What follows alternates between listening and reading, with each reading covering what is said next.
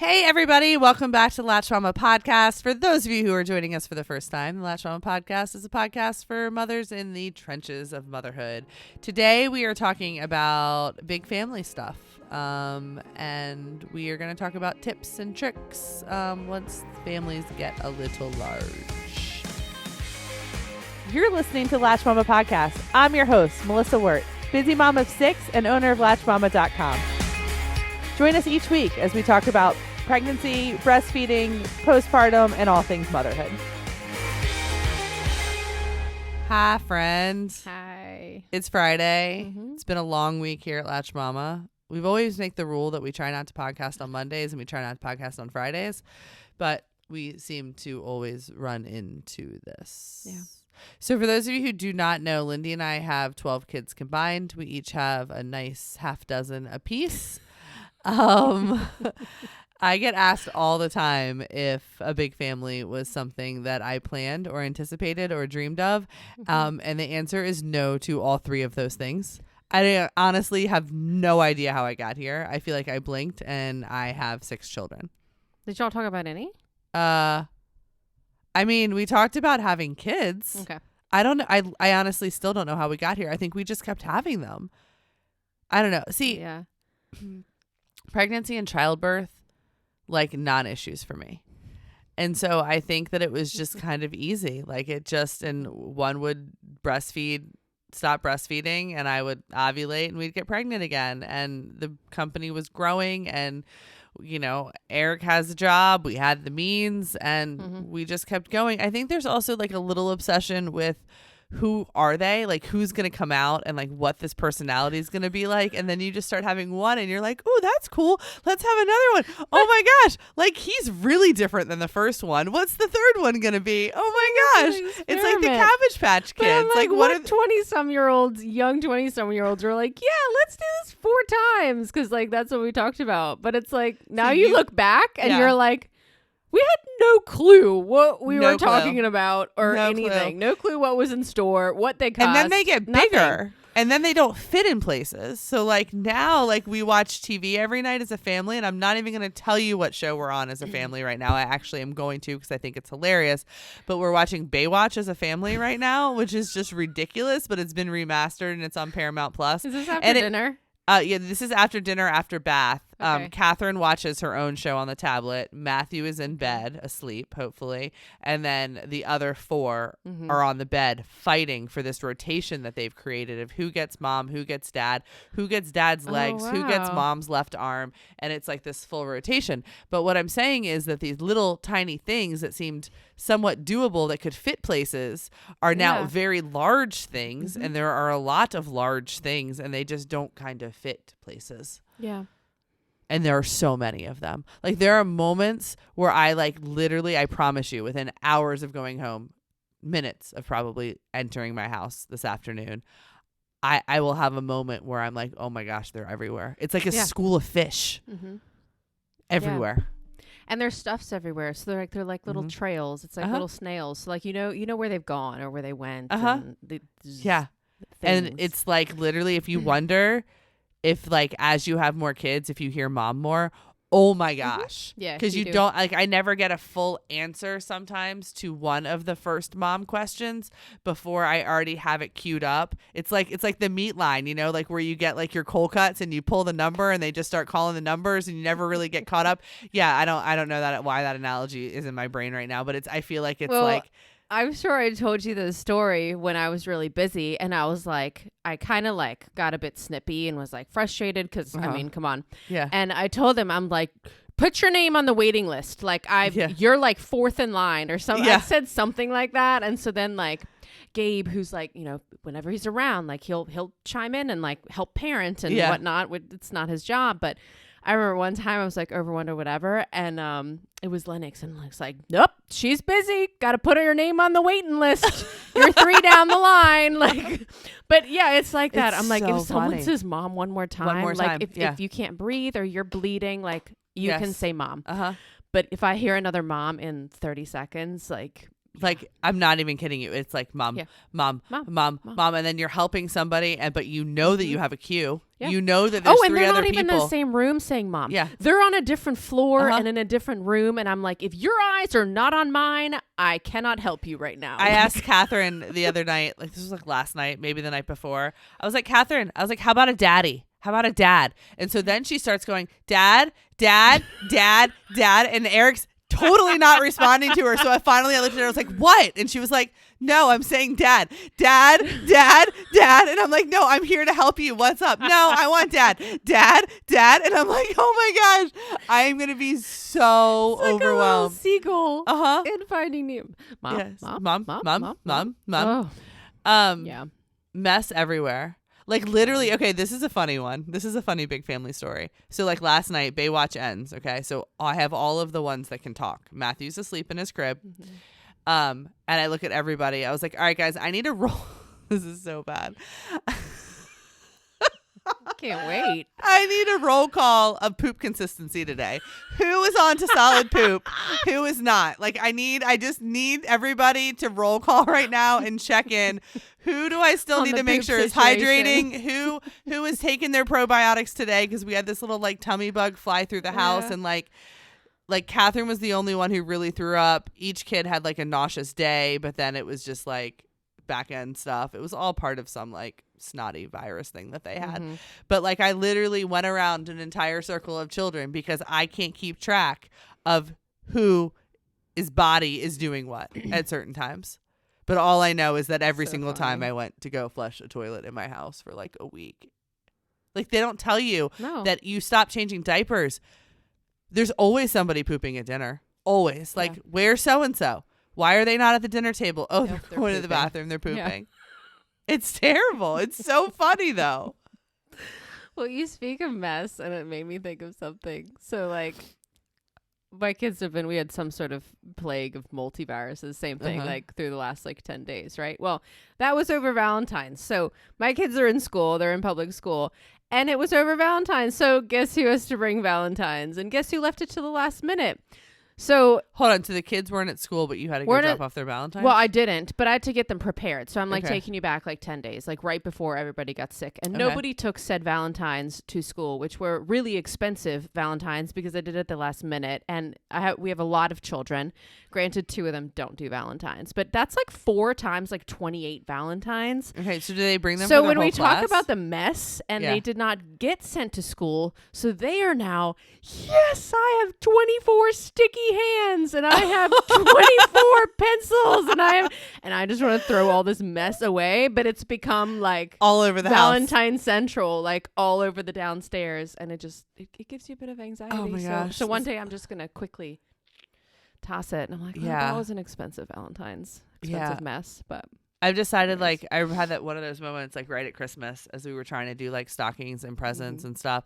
The kids didn't really get a whole lot of stuff. They each only got 3 or 4 things, but then you multiply that by 6 and then you multiply a stocking full of crap. It's terrible. It's overwhelming. The stuff and the mess is overwhelming. Yeah. I'm in this big simplicity, simplifying stage, but I don't really know how well it's going because I swear I show back up to the house and there's just more stuff things everywhere. On the table. And there's more things over here. There's more things here. And I'm I'm really trying. I took a bag to Goodwill last week, but there's more stuff. Where is it coming from? I think I've had a bag in the back of my car for probably 18 months for Goodwill that has just not gotten there. And I pass Goodwill every morning on the way to the office. And it is still, I think I might pass 2. Depending on what Wawa I go to for coffee, I believe I pass 2 Goodwills. Yeah. And it has been in the back of my car for at least 18 months now. Yeah. I don't know. Some of the really, really cool things about having a big family that I love is how independent the kids are. And sometimes I don't realize it until we're around other families that have less children. Mm-hmm. But it's really, it's kind of sad because it probably means that they're learning how to do things at an earlier age because there's not anybody doing them for them.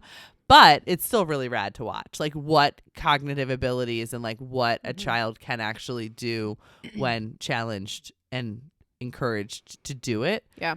Matthew, when he wants water or when he just wants to play, in the refrigerator. What is he, 16 months old?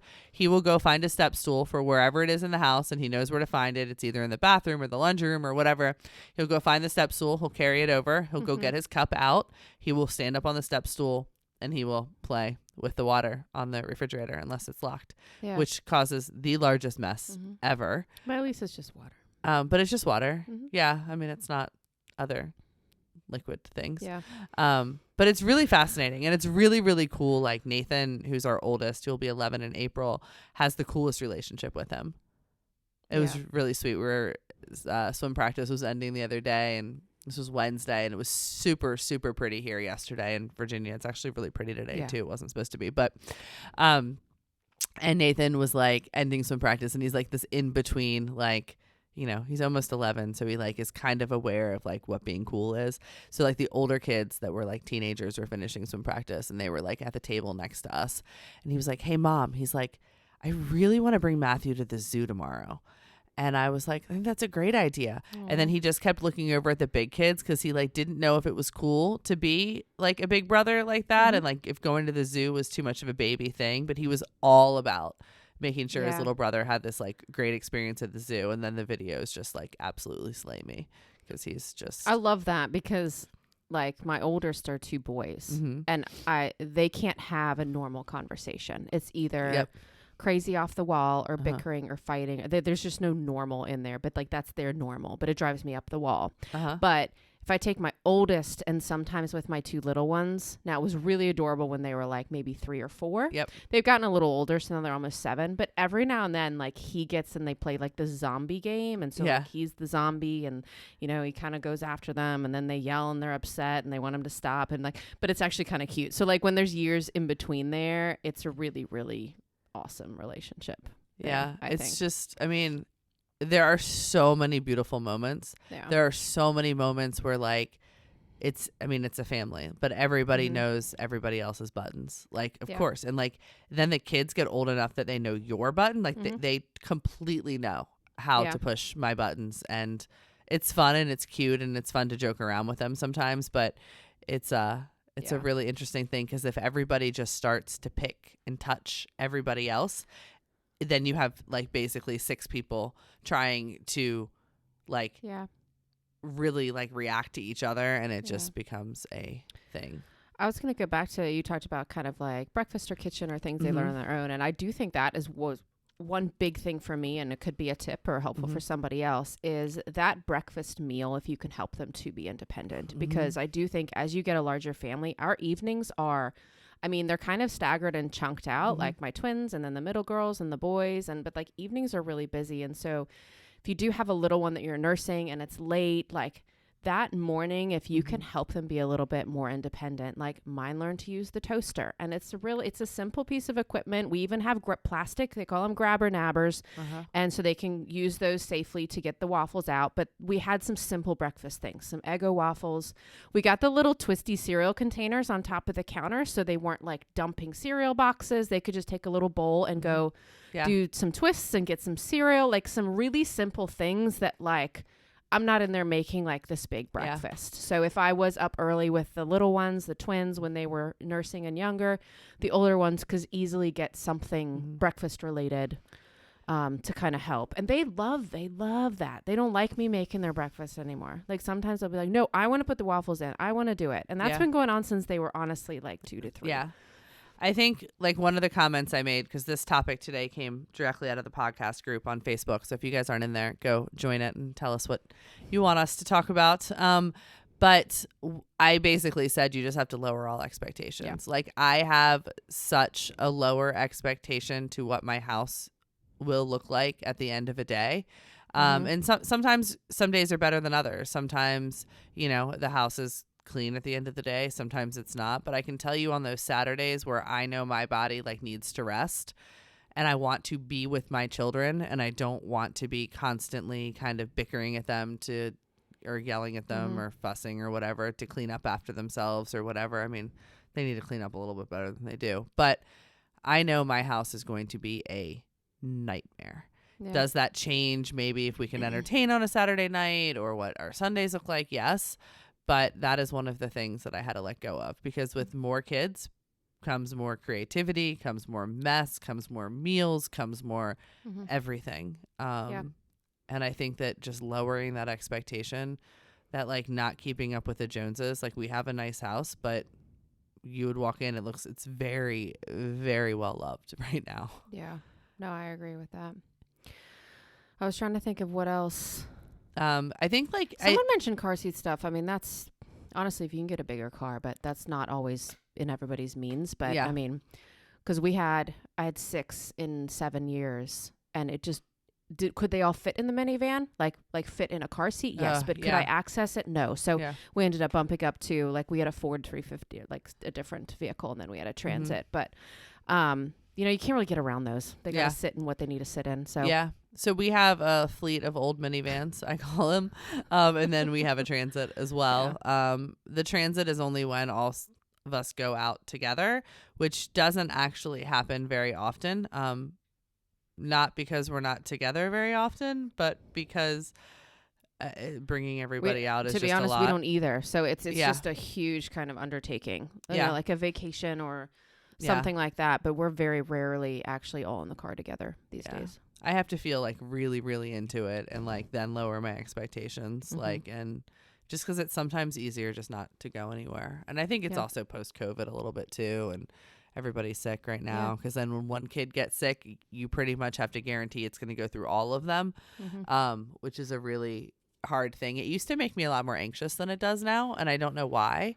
Like, we've just gone through this past 2-week thing, and I've just kind of taken it as it's come, which I have no idea where that's come from. I think it's more zen than I've been with anything before in terms of illness.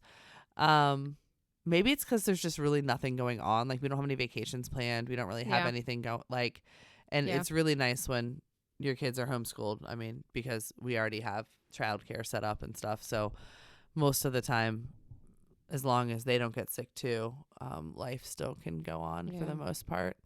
What other? I also know, I found out on Facebook or on Instagram, I think. So we've had an in-home pediatrician since Benjamin was born. So he's 5 now. So Dr. Wiley has been with us now for 5 years, which is really, really nice. I don't know if you can still buy them on Amazon, but we have strep tests that we keep in the house, which is really, really nice, because then I can just kind of text him and be like, hey, the kids have strep, here's the test, which is helpful when you have a big family, because it can sometimes go through multiple kids.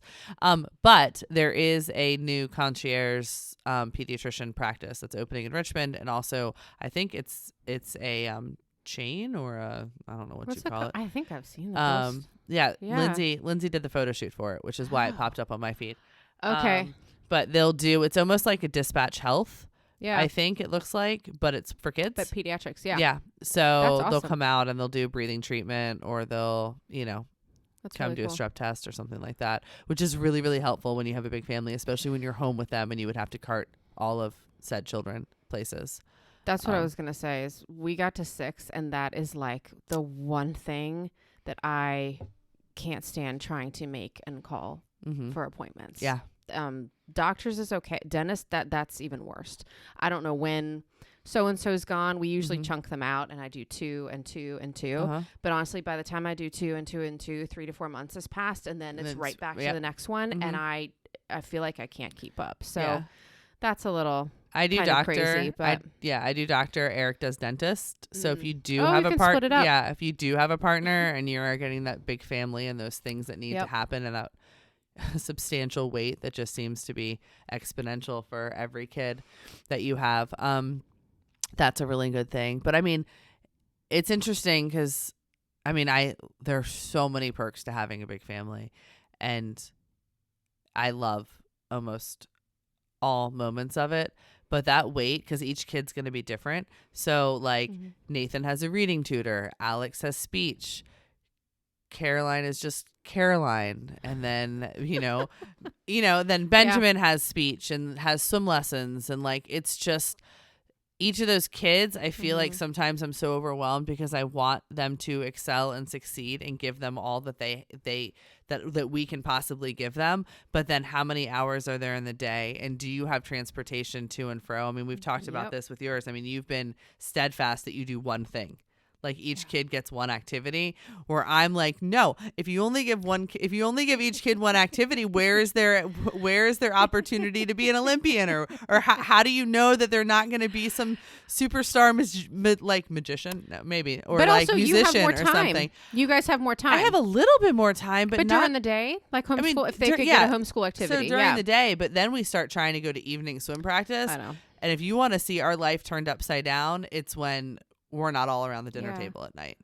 But I mean, you say that, but like, I wouldn't mind. I mean, if there were all the rides and all the things, sure. But like, I feel like I know what we can handle, and they kind of each have something minimum 2 nights a week, and that's 4 kids, and that doesn't even include the twins. And I think that's such an important lesson. What you just said is, you know what you can handle. Yeah. And I think it takes you a little while, but like those posts that kind of made this podcast happen about, oh my gosh, I'm going to have my 4th kid. This is so much, whatever. Like, you really have to pick those things that are important to your family. Yeah. Like, I set the rule with my kids that if you want to go to evening swim practice and you do want to see your friends, we can do it 1 night a week. We can't do it more than that, simply because the second we do it, I don't see the littles until bath time, and it just kind of turns everything upside down, and they deserve time with me as well. And it's just a whole big thing. So is that fair to the kid? Maybe not, but that's what our family is. And we're a family. And, you know, there are going to have to be certain rules and boundaries that are set. And hopefully in the end, you know, there's going to be more benefits than harm to having a big family. I don't know. I remember I read some lesson that like a form of childhood trauma is being part of a big family. But I mean, I don't know. I think there's a whole bunch of, I mean, who gets out of their childhood without trauma? Yeah. Can we talk about that? Yeah. I mean, so I think we just do the best that we can do and just keep showing up. But I do think it's such a unique little, it's not a group or anything like that, but it's a unique place to be as a large family. There's some hard things, but there's some really great things. But as far as doing whatever works for you, seriously, I think that's a big one. Stop comparing to whatever, you know, so-and-so is doing on social media or anything like that. Like, day at a time, figure out what works for you. And expectations low, and just go slow. See where you end up. And it's interesting because you kind of build this little, like, as they get older, and I'm sure you know this kind of more than I do, but like, and their little personalities come out. Like, I mean, everybody is a family, whether you have no kids or, you know, 6 kids, but it's so interesting to just watch this little tribe, this little like community be built, and watch them help each other and piss each other off, and learn about each other, and learn, like, have these little like almost microcosm things that they're going to experience in life, but they're experiencing them in this really safe, cool environment that we kind of get to watch it happen. I think some of that's homeschooling for me, just because they don't go to school. So some of that stuff I'm sure happens in the classroom, and I just get to benefit from it because they're at home all the time. But I think some of it's really cool. Like, when there are a bunch of different aged kids around them all the time, you get to practice kindness, or you get to practice how you speak to your sister, or, you know, asking, you know, questions in a way that may be, you know, not mean or hurtful, or, you know what I'm saying? And I think that any sibling relationship, you can see that in, and you can teach your kids that in various locations. But it's really, really cool when there's a lot of them, because then you get different opinions brought in, and you just kind of have to balance it all. And there's a lot of collaborative stuff, I feel like, that happens as well. Yeah. Exposed to more, you know, whether a kiddo's on the spectrum, we have a lot more talks about emotions and feelings, and, well, why does so-and-so maybe cry more? Like, why does he cry more than I do, or than so-and-so? Why does that matter more to my sister than her other sister? Like, so it's a great opportunity to talk about differences and learn from each other and communicate and get to know other people. It's so funny. They can be raised in the exact same situation. Yeah. Like, the exact same parents, have the same genetics come together, but they're going to look at two different things completely differently. Like, and Yeah. it was so funny because we were having this conversation last night, and it's such a terrible one to share with you guys, but I guess it just happens. But Nathan was talking about who he was going to marry, and he was talking about women and what was pretty and all of this stuff. And I'm sitting there and I'm trying to listen, and I'm trying to let this kind of, you know, almost 11-year-old talk about, you know, beauty and wives and, like, you know, who he wanted to spend the rest of his life with and all of this stuff. And then I have, on the other hand, Alex, who's 9, and he's like, Nathan, it doesn't matter what the $20 bill looks like. He's like, it still brings worth to your life.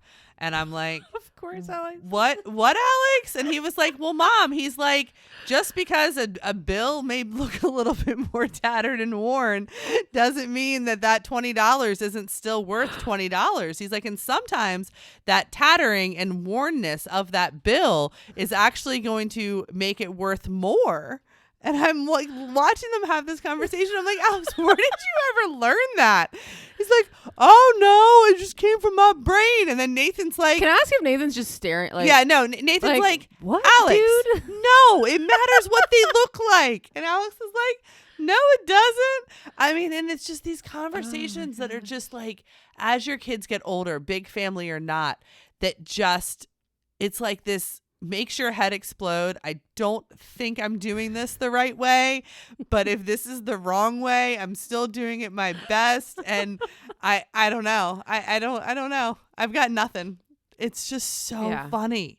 Yeah. It's so funny to watch them because they hilarious. came from the same place. All of them did. Yeah, and you how know, how are you so different? How Even are my you twins, so different? Like, y'all are identical. So different in likes and attitude and personality. It's fascinating. Crazy. So if you're addicted with having children and bringing them into your life and watching their little different personalities come out, yeah, so are Eric and I. Yeah. But we are done. Nobody else can fit on our bed to watch evening TV anymore because it's just a constant fight because they get bigger. They get so big. You need like a chore chart and you just sign up. That's what they do. They do like night. They do a spiral of where they sit for TV time each night. That's so funny. But yeah, like, I don't know. We didn't give you a lot of advice because you really just got to wing it. Yeah. But you got to set boundaries. You're not going to be able to do what every other family does. Like, I would love to I love all of my children, to only have 2 kids tonight and go out to dinner and sit outside and have a beer and have a nice meal, give them screens. But that's not going to happen because I have 6 of them. Yeah. So, you know, I mean, there's just different things that you have to weigh. And going back to one of our affirmations, like really just learning to accept the help or ask for help when needed. Took me pregnant with twins to really fully embrace that. Yeah. Doesn't mean you're failing at all. You know, bring people into their lives. They're going to love on them. They're going to learn a lot from them. I mean, I looked at Eric this morning, and I mean, we have right now, currently, because of our situation, we have 3 full-time nannies. And it was so interesting because this morning, like, I had one that was out for 4 days because she got the stomach bug from the kids. And then I had one that woke up this morning with the stomach bug from the kids. But the one that was out for 4 days was ready to come back. So it like all kind of worked out. And we have 3 right now because Hannah brings her 2 kids with her. And then she has one in school right now who also keeps getting sick. So she has to miss as well. It's just this kind of way that I just basically take my income from here and invest it back in my kids to have what you're talking about is like literally have somebody who is there and present for them. They get more attention probably throughout the day of their thoughts and feelings than they do in the evening when it's just Eric and I, and we're also trying to work with them in tow. But I don't know. We're all just trying to do our best. Yeah. They're so fun though. It's so fun to watch them interact with one another. I have no regrets other than I would like it to be quieter sometimes. Agreed. So good luck, guys. It's fun. Bye.